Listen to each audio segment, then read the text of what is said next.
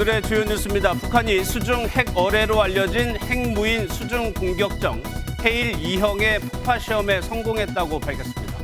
북한은 지난달 말 진행된 해일 1형 시험보다 자망거리 등 성능이 나아졌다고 주장했고 남북 간 군 통신선도 이틀째 두절됐습니다. 강남 학원가 일대에서 마약 음료를 유포한 일당이 100병 정도를 준비한 뒤 일부는 자체 폐기했지만 10병 정도는 학생들에게 실제로 나눠졌다고 진술했습니다. 실수로 마신 마약 음료는 처벌 대상이 아니지만 학생과 학부모들은 낙인 등 2차 피해를 우려해 신고를 꺼리고 있는 것으로 전해졌습니다. 후쿠시마 원전 오염수 방류 문제를 살펴보겠다며 일본을 방문한 민주당 의원들이 별다른 성과 없이 귀국해 논란이 일고 있습니다. 국민의힘은 괴담 유포를 중단하라고 목소리를 높였고 민주당은 일본이 떳떳하지 못하니 숨기는 것이라고 반박했습니다. 중국이 차이 잉원 대만 총통과 미국 권력 서열 3위 케빈 메카시 하원 의장의 회동에 반발해 대만을 포위하는 형태의 고강도 무력 시위에 돌입했습니다.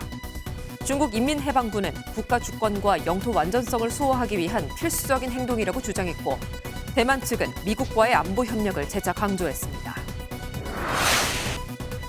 오늘 낮 대전의 한 교차로에서 만취 차량이 좌회전을 하다 인도를 덮쳐 초등학생 4명이 크고 작은 부상을 입었습니다. 부산 영도구의 한 조선소에서는 화재가 발생해 50대 경비원이 숨졌습니다. 오늘은 평년보다 낮은 기온에 찬바람이 불어 다소 쌀쌀했지만 봄꽃 축제장 등 곳곳은 상충객들로 붐볐습니다. 꽃샘 추위는 내일 아침까지 이어지겠고 한낮에는 기온이 빠르게 올라 예년 이맘때 봄 날씨를 회복할 것으로 보입니다. 여러분 안녕하십니까? 북한이 연일 핵무기를 공개하고 있습니다. 이번에는 수중 핵 어뢰입니다. 자망 시간과 사거리가 늘어났다고 주장했는데 한미 감시망을 피해 한반도 남해안을 타격할 수 있다는 걸 시사한 것으로 풀이됩니다. 첫 소식 김순철 기자가 보도합니다. 진행됐습니다. 북한이 지난 4일부터 4월 동안 수중 핵 어뢰 해일 2형의 수중 폭파 시험을 벌였다고 밝혔습니다. 지난달 24일 북한이 비밀병기라고 지칭한 해일의 개량형 무기입니다. 시험 결과 수중 조약무기 체계의 믿음성과 치명적인 타격 능력이 완벽하게 검증됐습니다. 2012년부터 11년 동안 수중 핵전략 무기 체계를 개발해왔다고 주장한 북한. 지난달 24일 처음 공개한 해일이 59시간 12분을 자망했다고 밝혔습니다.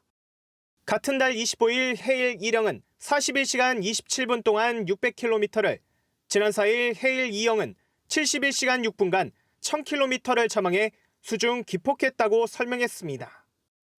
첫 번째 시험과 비교하면 해일 2형의 자망 시간과 거리는 대폭 늘어난 것입니다. 일부 전문가들은 북한이 한미 감시망을 피해 한반도 남해안까지 핵 공격을 할 수 있음을 과시하려는 의도로 분석했습니다.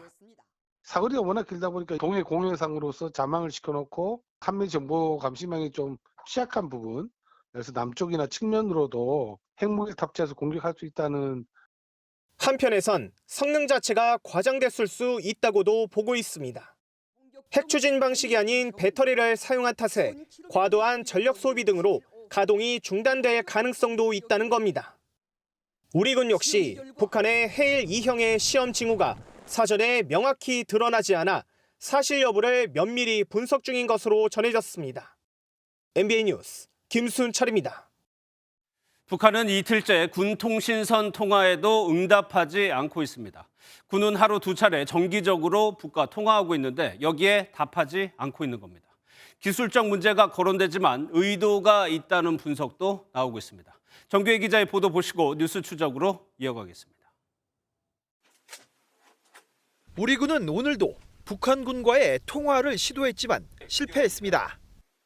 남북 간의 프로토콜에 따라 군 통신선을 통해 오전 9시 업무 개시 통화를 걸었지만 연이틀 연결되지 않은 겁니다. 서해는 물론 동해까지 모든 직통 라인이 불통이었습니다. 오후 4시 이루어지는 정기 마감 통화도 마찬가지였습니다. 우리 측은 북한 내 선로 이상 등 다양한 가능성을 열어두고 상황을 주시하고 있지만 의도성이 있다는데 무게를 두고 있습니다. 최근 한미 연합 연습과 미국 전략자산 전개, 북한 인권 보고서 공개 등에 대한 반발일 가능성이 큽니다. 본인들이 가만히 있게 되면 실제적으로 정권이라든가 체제적으로 인민들한테 좋지 않은 영향을 미칠 수도 있고 자신들의 어떤 정권의 정당성의 문제도 분명히 있기 때문에 이러한 측면에서 본인들이 거기에 대응하는 또 다른 채널인 남북 공동 연락사무소 통화는 주말에는 시행하지 않아온 만큼 사실상 남북 간 정기 소통이 모두 단절된 셈입니다. 북한의 의도적 통신 두절은 지난 2020년 6월 9일 대북전단 살포를 빌미로 일방적으로 이뤄졌다. 우리 측의 적극적인 조치로 지난 2021년 7월 1년여 만에 복원된 바 있습니다.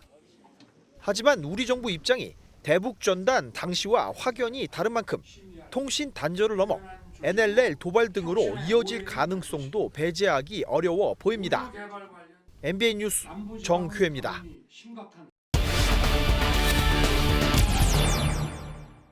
네, 외교안보 팀장인 조경진 기자 나와 있습니다. 어서 오세요. 예. 네. 북한이 통신선에 응답도 없고 지금 특별한 징후 없는 거죠, 아직까지는. 네, 어제 오전부터 지금까지 북한이 통신선 불통해 또 오늘 수중 핵어뢰 폭파 시험 상황을 전하면서 북한의 움직임에 예의주시했는데 아직까지 별다른 특이 동향은 없습니다. 예. 그러면 이 수중 핵어뢰라는 해일 한번 보겠습니다. 위력이 어느 정도라는 거예요? 이 북한 주장대로만 본다면 이번 해일 2형은 속도는 앞서 공개된 해일 1형과 비슷한 수준으로 보이죠. 하지만 자망거리는 대폭 증가했습니다. 앞서 리포트에서 설명드렸듯 이 북한 주장대로 자망거리가 1000km에 달한다면 이 한미 감시 태세를 피해서 이 공해상으로 크게 돌아 남해안까지 직접 타격이 가능해집니다. 예. 이 배터리가 업그레이드 됐을 수 있다는 추정이 나오는데요. 다만 공개된 사진상으로는 외관상 차이가 크지 않고 위치 보정이나 통신 능력은 없어 보이는 단순한 형태란 분석도 나옵니다. 해일 2는 중간에 위치를 받을 수 있는 그런 시스템과 중간 통신, 제어하는 기능이 없는 단순한 항해 기능이 있는 그러한 수중 물체로 보입니다. 북한의 주장으로만 보면은 초강력 해일을 일으켜가지고 주요 항구를 파괴할 거다. 이렇게 지금 엄포를 놓고 있거든요. 그 정도는 아니다. 이렇게 봐야 되는 겁니다. 네, 이게 정해진 위치로 정확하게 보낼 수 있는지 또 충분한 파괴력을 갖추고 있는지에 대해서는 아직 확인되지 않고 있습니다. 예. 다만 기동 형태를 계속 바꿔가면서 테스트를 하고 있다는 점에서는 위치상의 정확도를 높이려는 시도를 계속하고 있는 것으로 보여집니다. 그래서 일각에서는 아직까지는 군사적인 효용성보다는 핵 소형화, 저수지 발사, 핵 어뢰까지 다양한 형태의 핵 능력을 과시하기 위한 일종의 정치적 목적이 커 보인다 이런 진단을 내놓고 있습니다. 예. 그런데 북한이 러시아 핵 어뢰죠. 포세이돈을 모방해서 이걸 만들고 있단 말이에요. 우리 군이 포착하고 대응할 수 있어야죠. 그래도. 맞습니다. 북한이 지난 3일에서 4일이죠. 한미일 대자훈련에 맞춰서 해일 2형 시험을 했다고 밝힌 것을 보면 이건 맞대응 성격이 짙습니다. 앞서 우리 군이 해일은 어뢰의 일종에 불과한데 과장돼 있다고 분석한 것에 발끈한 반응일 수도 있겠죠. 여러 우려에 대해서 이종섭 국방부 장관은 그제 국회 국방회에 출석해서 이 북한 수중 침투에 대해서도 탐지 능력을 기본적으로 갖고 있다고 답한 바가 있습니다. 이 해일의 목적이 항만 가까이에 붙어서 수중 폭발을 해 파괴력을 극대화한다는 건데 그렇다면 항만의 수중 감시 장치 등을 통해서 소음으로 탐지할 수 있을 겁니다. 군은 앞으로의 개발 과정을 면밀하게 추적해 대응하는 입장입니다. 알겠습니다. 여기서 정리하겠습니다. 지금까지 조경진 기자였습니다. 후쿠시마 원전수를 검증하겠다며 일본으로 떠났던 민주당 의원들이 돌아왔습니다. 원전은 방문하지 못했고 현지에서 면담한 사람은 3명이었습니다. 국민의힘은 국격을 떨어뜨린 책임을 져야 한다고 목소리를 높이자 민주당은 어느 나라 정당이냐고 되받아쳤습니다. 노태영 기자입니다. 원전 오염수 방류 중단을 촉구하기 위해 지난 6일 일본 후쿠시마로 향한 더불어민주당 원전 오염수 대책단. 국민의 생명과 직결되는 문제이니 IAEA에 맡겨놓을 것이 아니라 객관적으로 한국 정부가 검토해서 안전한지 안 한지를. 그런데 후쿠시마 원전 방문은 무산됐고 일본 중앙정치인 면담도 불발됐습니다. 현지 주민 1명과 지방의원을 만나고 일본 정부가 극좌 공산주의 단체 거점으로 지목한 의료기관을 방문하는 데 그쳤습니다. 도쿄전력 본사에도 못 들어가 정보 제공 요청서만 실무자에게 전달한 채 사흘간 일정을 마무리하고 오늘 새벽 귀국했습니다. 국민의힘은 성과 없는 빈손 귀국이라며 근거 없는 괴담 유포를 중단하라고 비판했습니다. 과학적인 근거도 찾아보지 않고 후쿠시마를 계획 없이 방문해 국격을 낮추고 빈손으로 돌아온 민주당은 국민들께 사과하고 반드시 이에 상응하는 책임을 져야 할 것입니다. 반면 민주당은 꽁꽁 숨기는 일본 대신 야당을 조롱하는 여당은 도대체 어느 나라 정당이냐고 맞받았습니다. 국민의힘은 민주당 대책단의 방위를 선동이 목적이라고 합니다. 일본의 주장을 한 점 의심 없이 믿는 것입니까? 우리 국민의 우려는 어리석은 것입니까? 다음 주 예정된 국회 농해수위 긴급 현안 질의에서도 오염수 관련 공방은 계속될 것으로 보입니다. MBN 뉴스 노태현입니다.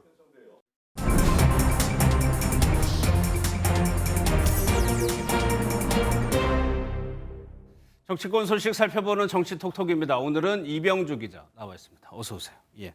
오늘 정치권의 관심은 이낙연 전 대표의 귀국이에요. 장인상 때문에 들어왔죠. 네, 이낙연 전 대표는 오늘 새벽 5시쯤 인천공항으로 입국을 했습니다. 예. 귀국에 앞서 측근 등을 통해서 정치적 행보는 없다고 했던 만큼 취재진 질문에는 말을 아끼는 모습이었는데요. 많은 현역 의원들이 빈소를 찾았습니다. 이낙연계 대표적 의원이자 공항에도 마중 나왔던 서른 의원이 있고요. 노웅래, 박광온, 오영환 의원 등도 조문을 했습니다. 현재 민주당 지도부에서는 박홍근 원내대표가 조문했고 문재인 전 대통령은 오종식 비서실장을 통해 위로의 뜻을 전한 것으로 알려졌습니다. 김진표 국회의장과 김동연 경기지사 그리고 여당 인사로는 대표적으로 추경호 경제부총리도 조문을 했습니다. 예. 관심을 모으는 이유가 이재명 대표의 사법 리스크가 커지다 보니까 혹시 이걸 계기로 비명계 결집하는 거 아니냐 이런 해석 때문에 그렇거든요. 네, 조문원 의원들도 이런 질문 많이 받았는데요. 예. 단호하게 정치적 해석에는 선을 그었습니다. 서른 의원은 정치계 이야기는 일절 없었다면서 최근 이 전 대표의 미국 생활 등에 대한 이야기를 들었다고 설명을 했습니다. 또 이 전 대표가 열흘 뒤 출국하는 만큼 자연스럽게 만날 수는 있겠지만 정치적 행보와는 관련 없을 거라고도 이야기했습니다. 남아있는 시간들이 많이 있고 또 우리가 해야 할 일들이 많기 때문에 뭐 서둘러서 뭘 하겠다는 생각은 저라면 일체 그렇게 권하고 싶지 않습니다. 박홍근 원내대표도 정치적 의미를 부여하는 건 아닌 것 같다고 설명했습니다. 정치적인 현안이나 당의 문제를 가지고 언급을 하는 것은 지금은 적절치 않지 않겠습니까? 그래서 온전히 집안의 장례를 잘 치를 수 있도록 저희가 좀. 다만 박 원내대표 원론적인 얘기도 했는데요. 이낙연 전 대표가 당의 큰 어른이자 상징적 인물인 만큼 대한민국 정치 발전을 위해 응원하고 또 이끌어주길 기대한다고 말했습니다. 예. 이재명 대표는 아직까지 조문하지 않은 것 같아요? 네, 이재명 대표를 비롯한 지도부 대부분은 내일 오후에 빈소를 찾을 예정입니다. 예. 지난 대선 경선에서 경쟁했던 이 대표가 사법 리스크 등의 문제를 안고 있는 현재 당 상황에 대해서 조언을 구할지 관심이 쏠리는데요. 오늘 조문한 의원들 그리고 이재명 대표 측, 이낙연 전 대표 측 분위기 모두 살펴보면 가능성은 높아 보이지 않습니다. 이낙연 전 대표는 지난해 6월부터 미국 조지 워싱턴대에서 한반도 평화와 국제 정치를 연구하고 관련 강연도 하고 있는데요. 정치 행보를 재개하더라도 예정된 대로 오는 6월 말 귀국한 뒤에 하지 않겠냐는 전망입니다. 예. 대신 이재명 대표는 공식 일정이 이제 없었던 것 같고 SNS를 통해서 정치적인 좀 얘기를 했어요. 네, 오늘 오전이었습니다. 대구 지하철에 한 수 배웠습니다라는 글을 올렸는데요. 스크린도어 안쪽에 도착역 이름을 크게 표기한 사진과 함께 간단한 아이디어지만 국민 생활에 변화를 줄 수 있는 좋은 아이디어 이렇게 찍혀 세웠습니다. 그러면서 주변에서 발견하는 좋은 아이디어를 던져주면 꼼꼼하게 국민들의 삶을 챙기겠다면서 대한정당으로서의 면모 강조했습니다. 동시에 현 정부에 대한 비판 빼놓지 않았는데요. 대통령실 용산 이전이나 만 5세 입학, 또 주 69시간제까지 최근에 정부가 내놓은 설익은 정책은 국민들이 금세 간파한다며 다시 한번 꼬집은 겁니다. 여당 소식도 살펴보겠습니다. 김기현 대표가 나경원 전 의원을 만났네요. 네, 국민의힘 김기현 대표 오늘 서울 동작구 국립현충원에서 있었던 당내 행사에 참석을 했습니다. 예. 해당 지역 당협위원장인 나경원 전 의원 당연히 참석했는데요. 김 대표는 축사에서 나 전 의원과 과거 인연 등을 언급하고 이른바 김나 연대의 문제 없음을 다시 한번 강조한 것으로 알려졌습니다. 이 배경 살펴보면요. 어제 있었던 원내대표 선거 결과를 염두에 둔 것 아니냐 이런 해석이 나옵니다. 대구 출신의 윤재옥 의원이 새 원내대표로 선출되면서 당 지도부가 영남 일색이 됐다는 비판 불거져 나왔었거든요. 이런 상황에서 김기현 대표가 수도권 인사의 대표라고 할 수 있는 나 전 의원을 만난 건 관련 우려를 불식시키려는 의도 당연히 깔려 있는 걸로 보입니다. 알겠습니다. 여기서 정리하도록 하겠습니다. 지금까지 이병주 기자였습니다. 네, 지금부터는 강남 학원가 마약 음료 수사 상황 살펴보도록 하겠습니다. 일당이 준비한 마약 음료는 모두 100병이었고 이 중에 10여 병이 유포된 것으로 확인됐습니다. 경찰은 30여 병을 회수했고 폐기된 마약 음료 위치를 역추적하고 있는데요. 먼저 표선우 기자가 전합니다. 지난 3일 서울 강남구청역과 대치역 인근에서 2인 1조로 마약을 건넨 피의자 일당입니다. 경찰 조사 결과 이들은 마약 음료 100병을 각각 50병씩 나눠 시음 행사를 했고 10여 병을 실제 학생들에게 건넨 것으로 드러났습니다. 뚜껑을 따지 않은 30여 병은 경찰이 회수했고 나머지 음료에 대해서는 피의자들이 폐기했다고 주장해 확인 중입니다.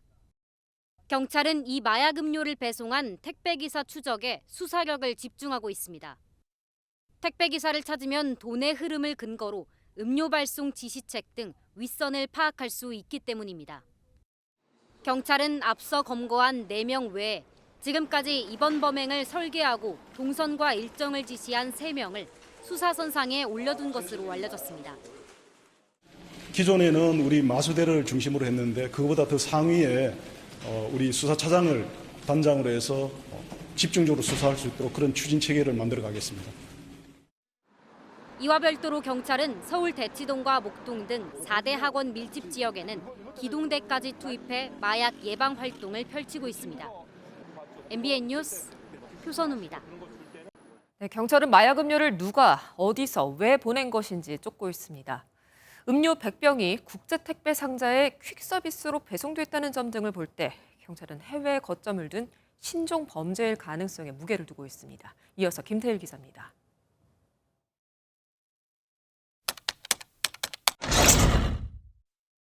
경찰이 이번 사건을 신종 피싱 범죄에다가 중국 등 해외에 거점이 있다고 판단한 이유는 크게 2가지입니다. 먼저 마약 음료를 나눠준 4명은 마약이 섞인지 몰랐다, 단순 아르바이트였다고 공통 진술하고 있습니다. 대신 제3의 인물이 마약 음료를 마신 학생의 학부모에게 전화를 걸어 금품을 요구했습니다. 마약과 피싱이 결합된 신종 범죄로 읽히는 대목입니다. 경찰은 또 마약 음료를 강원도 원주에서 전달받은 점과 피해 학부모들이 받은 협박 전화가 인천에서 걸려온 점을 주목하고 있습니다. 주범과 중간책, 실행책 등 역할이 분리돼 점조직 형태로 범행이 이뤄진 것으로 추정됩니다. 이와 함께 국제 배송 상자에 마약 음료가 담긴 만큼 중국 등에서 발송됐을 가능성을 염두에 두고 해외 공조 요청도 검토하고 있습니다. 하지만 범행 자체가 비대면 체계로 이루어지는 만큼 경찰의 배후 추적까지는 상당한 시간이 걸릴 것으로 보입니다. MBN 뉴스 김태일입니다. 지금까지 파악된 피해자 수는 모두 7명입니다. 경찰은 적극적인 신고를 기다리고 있습니다만 피해자들은 소극적입니다. 행여나 자녀에게 피해가 있을까 우려가 앞서기 때문인데 의도치 않게 실수로 마신 마약 음료는 처벌 대상이 아니라는 것이 경찰의 입장입니다. 최희지 기자입니다. 여느 때처럼 학생들로 북적이는 대치동 학원가. 평소와 비슷해 보이지만 지난 3일 발생한 마약 음료 사건으로 학생과 학부모들은 여전히 긴장 상태입니다. 놀라는 것 같기도 하고 이런 일이 많이 있는 건 아니다 보니까 애들도 막 걱정하기도 하고 그래서. 특히 자녀에게 괜한 낙인이 찍히거나 경찰 조사를 받느라 시간적, 정신적 피해를 볼까 봐 신고를 망설이는 부모들도 상당수 있는 것으로 알려졌습니다. 아이들 한참 자라날 아이들한테 이런 게 미치는 것은 말도 안 되는 것 같고요. 아이들 보호 차원에서 누가 선뜻 신고를 하겠어요. 누가 그거 신고하라고 권할 수는 없는 거죠.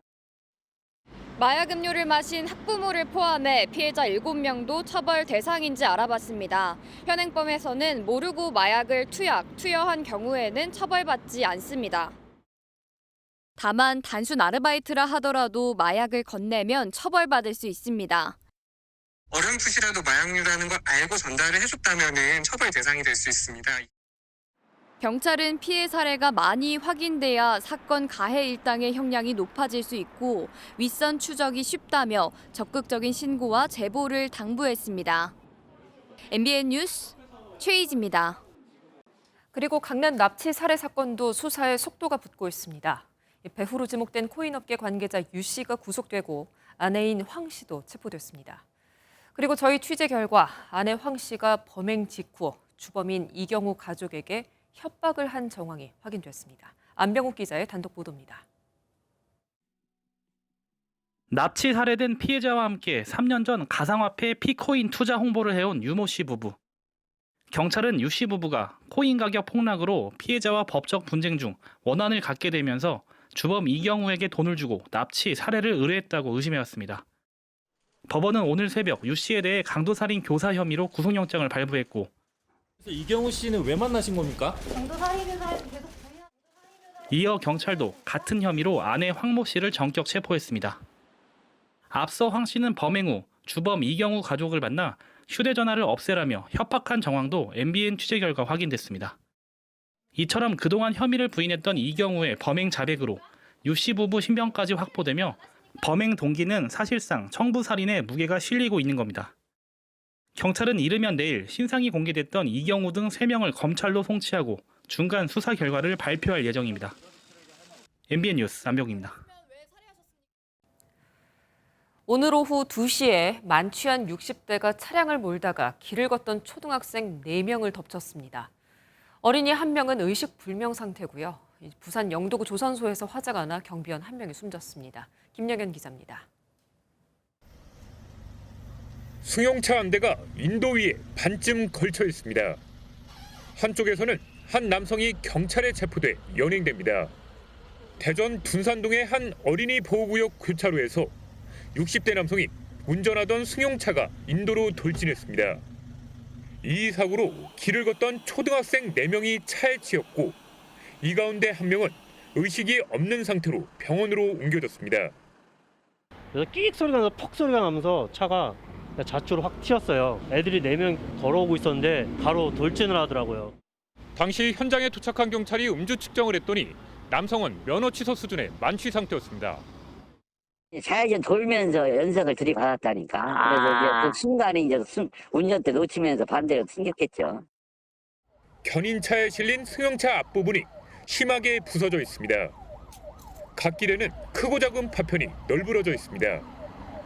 충북 영동군 경부고속도로 서울 방향 황간 휴게소 인근에서 승용차가 앞서가던 1톤 화물차를 추돌했습니다. 사고 충격으로 화물차에 고정돼 있던 스페어 타이어가 떨어져 뒤따르던 승용차 2대가 파손됐습니다. 이 사고로 승용차 운전자 30대 남성이 다쳐 병원으로 옮겨졌습니다. 오늘 새벽 3시 50분쯤 부산 영도구 한 조선소 4층짜리 건물 1층에서 불이 나 4시간 30분 만에 꺼졌습니다. 소방당국은 대응 1단계를 발령해 1시간 30분 만에 큰 불길을 잡았지만 건물 1층 숙직실에서 50대 경비원이 숨진 채 발견됐습니다. 경찰과 소방당국은 합동 감식을 벌여 화재 원인을 밝힐 계획입니다. MBN 뉴스 김영현입니다. 오늘 오후 2시 30분쯤 서울 용산의 지상 5층짜리 건물에 금이 갔다는 신고가 접수돼 주민 30여 명이 긴급 대피했습니다. 소방과 구청 측은 현장 점검 결과 1988년에 지어진 해당 건물이 당장 붕괴할 위험은 없어 보이지만 안전 진단을 위해서 건물 접근을 통제하고 있다고 밝혔습니다. 이번 주말에도 집회가 이어졌습니다. 국회 앞엔 화물연대 조합원 7천 명이 모였고 용산에선 세월호 참사 9주기를 맞아 추모 집회가 진행되는 등 종일 크고 작은 집회가 열렸습니다. 현장에서 장명훈 기자입니다. 서울 여의도 국회의사당 앞 민주노총 공공운수노조 화물연대 소속 조합원 5천여 명이 거리를 가득 메웠습니다. 화물연대 열받았다. 화물압법 철폐. 정부가 추진 중인 표준 운임제가 화주 처벌 조항 등 강제성이 없어 개악이라며 반대에 나선 겁니다. 화물연대 조합원들은 기존의 안전운임제 확대와 지입제 폐지를 촉구하며 2시간 동안 집회를 이어나갔습니다. 비슷한 시간 용산 대통령실 앞에선 4.16 세월호 참사 9주기를 앞두고 추모 집회와 도심 행진이 열렸습니다.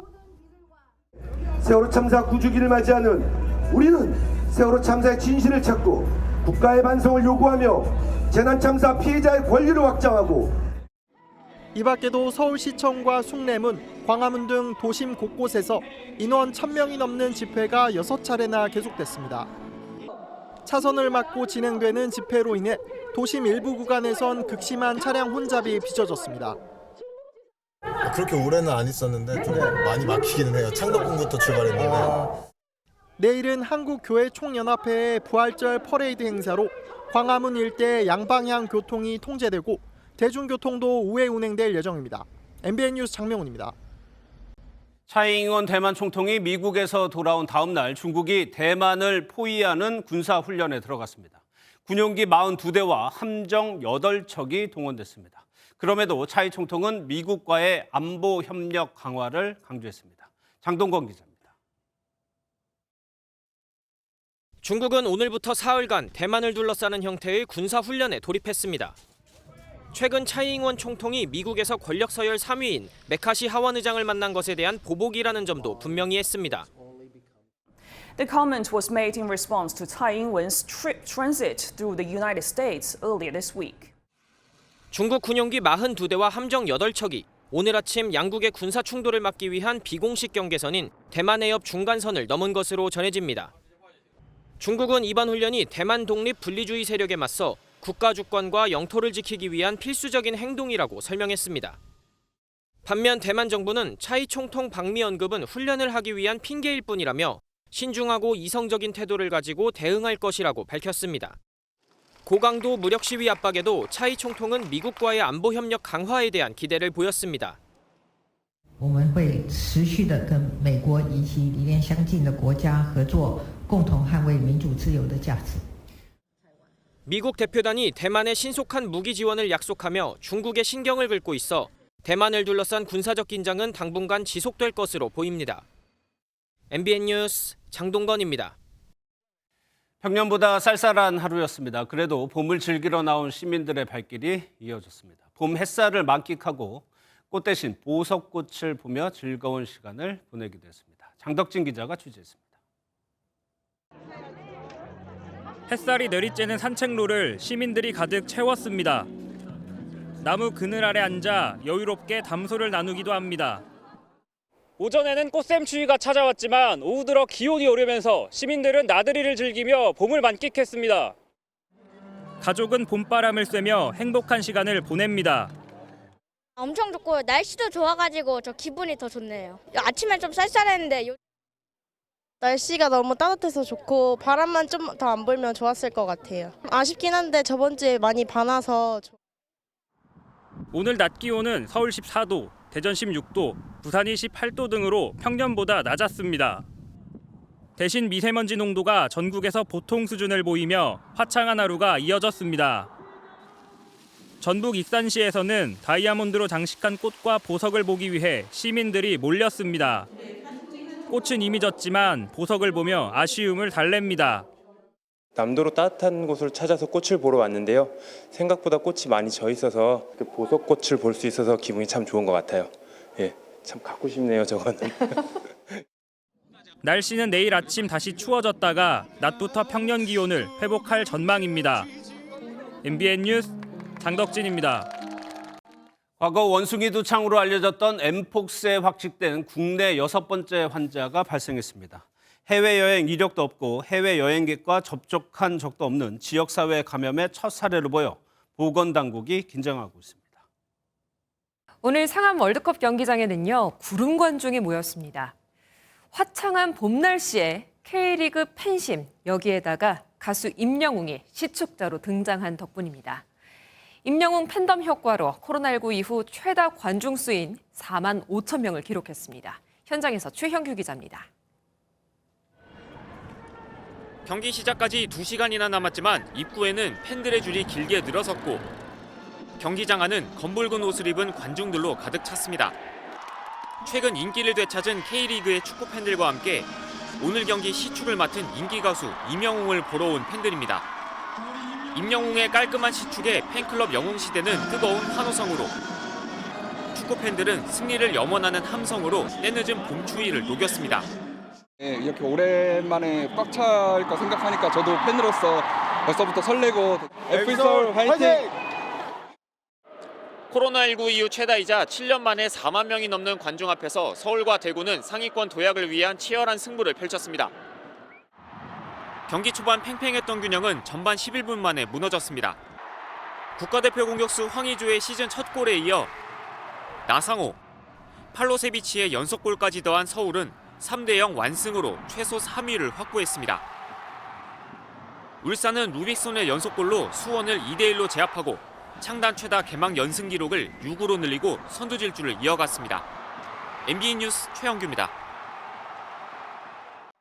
요즘 마케팅 트렌드를 보면 증권사와 항공사, 또 페인트와 디저트 회사의 만남, 이렇게 서로 아무 관련이 없는 기업들이 한데 뭉치고 있습니다.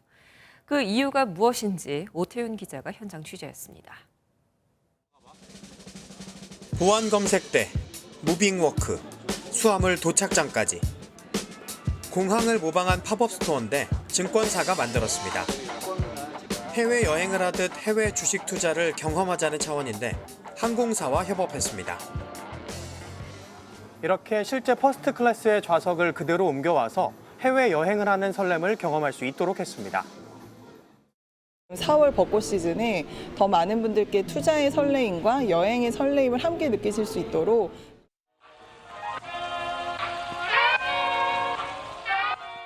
강렬한 색상을 강조한 디저트 매장은 페인트 회사와 디저트 회사가 함께했습니다. 페인트 회사는 평소 거리가 있던 젊은 층에 한 발 다가갈 수 있고 디저트 회사는 새 브랜드 홍보 효과를 얻을 수 있습니다. 이렇게 좀 색깔 화려한 거 좋아하는데 약간 여기도 색깔 되게 원색 쓰고 되게 감각적으로 디자인한 것 같아서 예쁜 것 같아요. 항공기 스케줄 전광판과 공항 벤치까지 그대로 옮겨온 이곳도 외식업체와 여행 플랫폼이 함께 만든 매장입니다. 서로 연관 없는 기업끼리 만든 낯선 매장이라 SNS에 새로운 것을 담기 좋아하는 고객들에게 인기가 높습니다. 도심 속에 공항이 있다 보니까 좀 신기해하시는 분들도 많고 여기서 사진 찍어서 따로 여행의 즐거움을 느끼고 계십니다. 서로 공통점이 없는 기업끼리 힘을 합쳐 새로움을 주려는 시도는 더 늘어날 전망입니다. MBN 뉴스 오태윤입니다. 청소년들에게 마약이 가까워지고 있는 실정인데 우리 학교의 예방교육은 현실과 굉장히 동떨어져 있습니다. 교육 당국이 뒷북 대책을 내놨는데요. 김민수 기자가 전해드립니다. 청소년 마약 오남용 예방을 목적으로 식품의약품안전처가 지난 2015년 제작한 영상입니다. 인터넷, SNS로 이런 약 사는 건 명백한 범죄 행위. 일선 학교에서 듣는 마약 예방 수업에 지금도 포함된 자료인데 마약의 위험성을 인식시키는 것이 목적입니다. 영상에 달려있는 댓글을 보면 마약의 위험성과는 무관한 내용이 대부분입니다. 청소년들이 받고 있는 마약 예방 관련 교육은 안전 분야 7대 표준안에 나와 있습니다. 올해는 신규 위험 요인을 다루고 학생용 활동 중심으로 개편했다지만 빽빽한 전문 용어는 수험서를 방불케 합니다. 학교에서 좀 영상만 그냥 마약이 이런 거에 좀 안 좋다 그거 영상만 띄워주고 좀 정작 애들은 그런 거 집중을 잘 안 하고 그냥 뭐 딴 거 하고. 최근 3년간 중고등학교의 예방교육 이수율은 99% 가까이 되는데도 청소년 마약 범죄는 급증했습니다. 전문적인 외부 교육은 학교가 신청해야 받을 수 있어 청소년들은 교육 당국이 제공하는 예방 교육에 의존할 수밖에 없습니다. 약이라는 거에 대해서는 전문가가 약사다 보니까 전문 약사 강사가 하는 것이 신뢰를 줄 수 있다는 면에서는 가장 중요한 거는 이제 교육 횟수를 좀 늘려야 되는데, 그렇다면은 교육부에서 서울시 교육청은 다음 달부터 2달간 한국마약퇴치운동본부와 연계해 학교에서 마약 예방 특강을 진행하겠다고 밝혔습니다.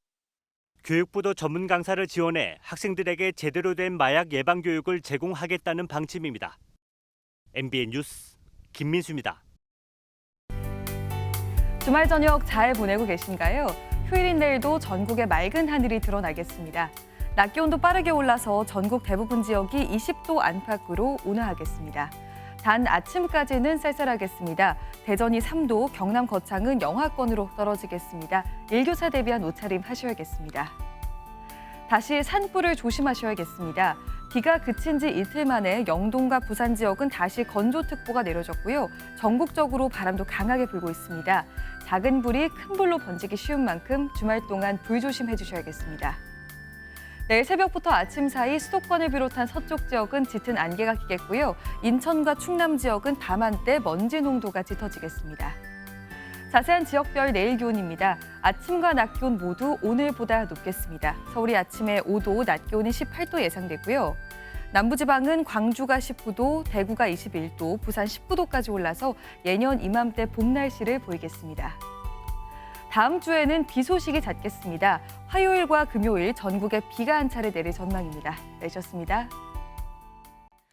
끝으로 남해 다랭이 마을의 봄 날씨를 전해드릴까 합니다. 계단식 논밭자리에 핀 유채꽃밭을 조영민 기자가 담았는데요. 함께 보시면서 편안한 저녁 시간 보내시기 바랍니다. 고맙습니다. 어쩐지 웃었나 그때 우린 저들 같았을까 떠올려 보지